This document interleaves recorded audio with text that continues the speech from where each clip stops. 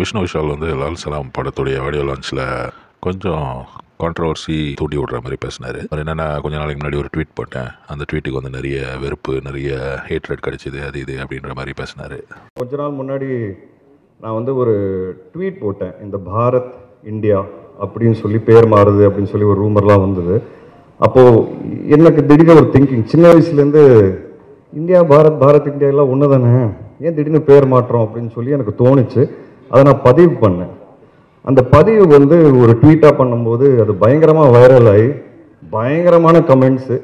ஏன்னா இது வரைக்கும் பார்த்தீங்கன்னா என் லைஃப்பில் நான் அரசியல் சார்ந்த எந்த விதமான ஒரு ஒப்பீனியன் போட்டதே கிடையாது. ஏன்னா எனக்கு அரசியல் பற்றி எதுவுமே தெரியாது, சுத்த ஜீரோ நாலேஜு. இது ஒரு இந்தியன் சிட்டிசனாக எனக்கு என்ன தோணுச்சோன்னு அதை நான் பதிவு பண்ணேன். எனக்கு தப்பாக தெரியல, என் ஒப்பீனியன் நான் சொல்லணும்னு ஆசைப்பட்டேன். ஆனால் அதுக்கு வந்து எதிர்ப்பு இருக்குல்ல.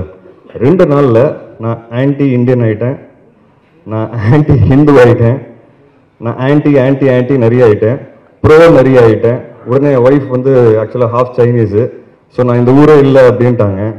ஏன்னா என் ஒய்ஃப்னால நான் அதை பேசிகிட்டு இருக்கேன்ட்டாங்க. எனக்கு ஒன்றுமே புரியல. என்னால் ஏன் ஒரு பதிவு வந்து ஏன் இவ்வளோ ஒரு எதிர்ப்பு அப்படின்னு யோசிக்க ஆரம்பித்தேன்.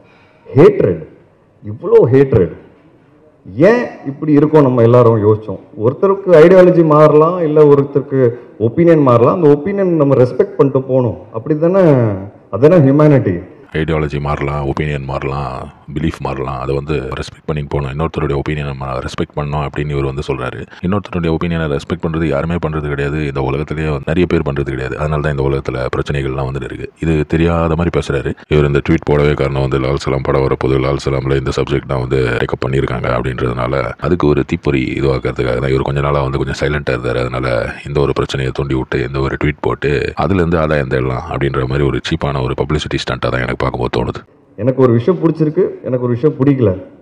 ஓகே, உனக்கு ஒரு விஷயம் பிடிச்சிருக்கு, அது பிடிக்கல. ஜஸ்ட் பிகாஸ் எனக்கு பிடிச்சிருக்கிறது உனக்கு பிடிக்கல அப்படிங்கிறதுக்காக நான் உங்களை இறக்கி பேசக்கூடாது. This is what I faced. அண்ட் எனக்கு அது ரொம்ப ஸ்ட்ரேஞ்சாக இருந்தது. இப்போ நம்ம நாட்டில் பார்த்தீங்கன்னா நிறைய ஹேட்ரேட் இந்த மாதிரி பயங்கரமாக பரவிட்டு இருக்கு, எஸ்பெஷலி சோஷியல் மீடியா. ஆனால் நம்ம சுற்றி இருக்கிற ஆளுங்களோட உட்காந்து பேசும்போது அது இல்லவே இல்லை. அப்போ உண்மையாகவே அது சோஷியல் மீடியாவில் மட்டும் தான் இருக்கா, இல்லை அது உண்மையாகவும் இருக்கா அப்படின்னு ஒரு கேள்வி வருது. பட் அது உண்மையாகவும் இருக்குது, நம்ம நிறைய இன்சிடென்ட்ஸ் பார்க்குறோம். இந்த படம் அதை பற்றி தான் பேசும். ஹேட்ரேடே இருக்கக்கூடாதுங்க. ஒப்பீனியன் மாறலாம், நம்பிக்கை மாறலாம், ஐடியாலஜி மாறலாம், நிறைய விஷயங்கள். ஒருத்தரோட மதத்தில் வந்து இன்னொரு மதத்துக்கு வந்து ரெஸ்பெக்ட் கொடுக்க வேண்டிய ஒரு விஷயமா வந்து அதான் டிஃப்ரென்ஸ் இருக்கலாம் மதங்களில். பட் ஒருத்தருக்கு நம்ம ரெஸ்பெக்ட் கொடுத்து போகணுங்கிறது தானே வாழ்க்கை. இந்த படம் அதை சொல்லிக் கொடுக்கும். அதுதான் Lal Salaam. And I'm very confident that this film will definitely create noise. இந்த நாய்ஸ்ன்ற வார்த்தை வர காரணமே அதுதான். ஏன்னா வந்து இந்த படம் வந்து எப்படியும் சர்ச்சையை கலப்போம் அப்படின்றது எடுக்கும்போதே உங்களுக்கு தெரியும், எடுக்கிறதுக்கு முன்னாடியே தெரியும் இது ஒரு நல்ல சப்ஜெக்ட் அப்படின்றதுனால. அது வந்து எலெக்ஷனுக்கு முன்னாடி வேறு ரிலீஸ் பண்ணுறாங்க. இது வந்து எப்படி போகும்ன்றது தெரியல. உங்களுக்கு சிம்பிளாக சொல்லணும், அதான் எக்ஸாம்பிளாக சொல்லணும்னா, இன்னைக்கு தளபதி அப்படின்னு ஒரு யார் உங்களுக்கு பிடிக்கும் அப்படின்னு கேட்டால் ஒரு பதிலே கொடுக்க முடியலங்க. ஏன்னா நீங்கள் ஒரு பக்கம் பதில் கொடுத்தீங்கன்னா இன்னொரு பக்கம் தாக்குறாங்க, ஒரு பக்கம் பதில் இன்னொரு பக்கம் பதில் கொடுத்து அந்த பக்கத்தில் தாக்குறாங்க. இந்த விஷயம் காலங்காலமாக இருக்கிறது இது என்னமோ புது விஷயம். எங்கேயோ இவர் என்னமோ நிலாவிலேருந்து வந்த மாதிரி பேசிட்டு இருக்காரு. என்னதான் நினைப்புன்னு தெரியல இவருக்கு. பையன் நல்லா தான் இருந்தார், நல்லா தான் பழகிறதுக்கு நல்லா தான் பழகிறது, பேசுறதெல்லாம் பண்ணியிருந்தார். இப்போ நல்லா தான் பழகிறாரு. ஆனால் வாய் திறந்தால் தான் இந்த மாதிரி விஷயங்கள்லாம் பேசி ஒரு சில சர்ச்சைகளில் மாட்டிப்பாரான்னு தெரியல. இனி ஃபியூச்சரில் இந்த பேச்சு கேட்கும்போது எனக்கு அப்படி தான் தோணுது. ஏன் நம்ம இப்படி இருக்கோங்கிற இந்த மாதிரி கேள்விகள் எனக்கு நிறைய வரும் லைஃப்பில்.